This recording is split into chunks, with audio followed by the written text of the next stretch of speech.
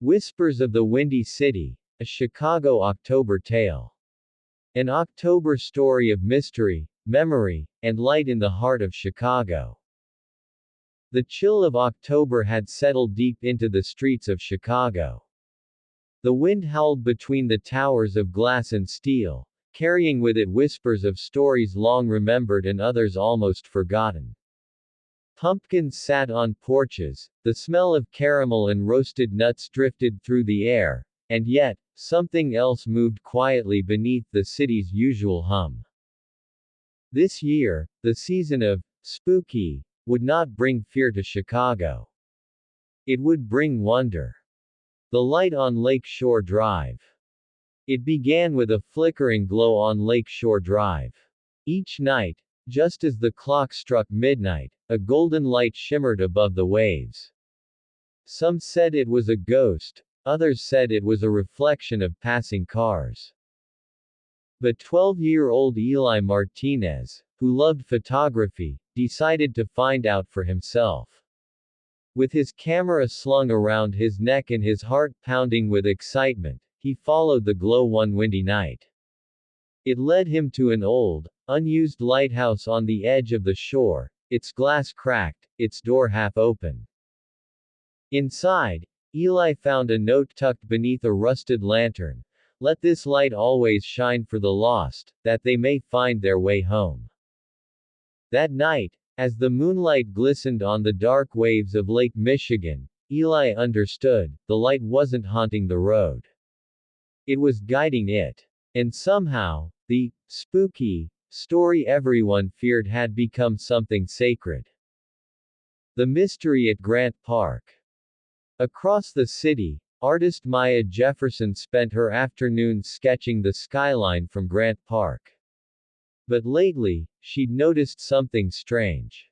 Each morning, the statues around the park seemed to move, ever so slightly.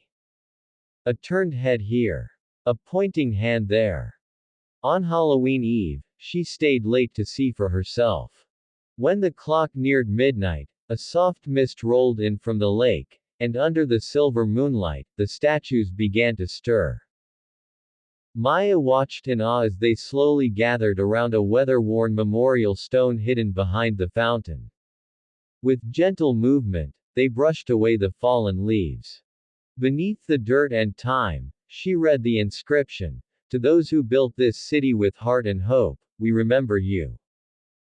The statues weren't cursed. They were grateful. And every October, they returned to remind Chicago never to forget the love and labor that built it. The Bell Tower of Faith Street. In the South Side, an old church called St. Andrew's had stood silent for decades, until one night, the bell began to ring again. The sound echoed through the neighborhood, soft but steady. Most thought it was haunted, but siblings Naomi and Caleb weren't afraid.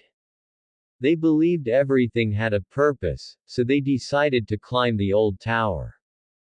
The steps creaked beneath their feet as they reached the top, finding the bell rope swaying gently in the candlelight. Naomi noticed something. Every time a siren wailed in the distance, the bell would ring seconds later, one toll for every cry of distress. It wasn't haunting the neighborhood. It was praying for it. The bell of St. Andrew's still watched over the people, calling heaven's attention to those in need.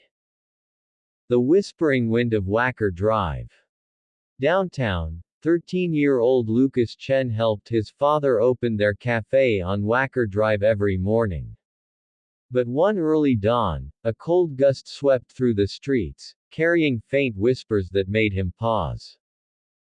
At first, he thought it was the wind. Then he heard his name. Lucas. Wait. Help him.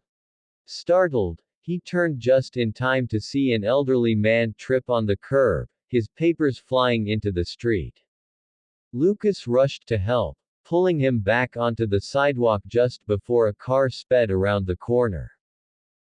Heart racing, Lucas looked around. The wind had gone still. That night, he whispered a quiet prayer of thanks. He knew the voice he'd heard wasn't meant to frighten him. It was guiding him.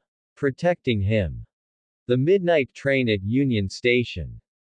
Finally, in the heart of the city, Union Station buzzed with its usual motion, except for one mysterious tale told each year, the midnight train.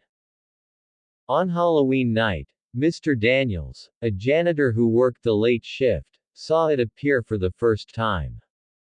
The train gleamed silver gray, its windows glowing faint blue.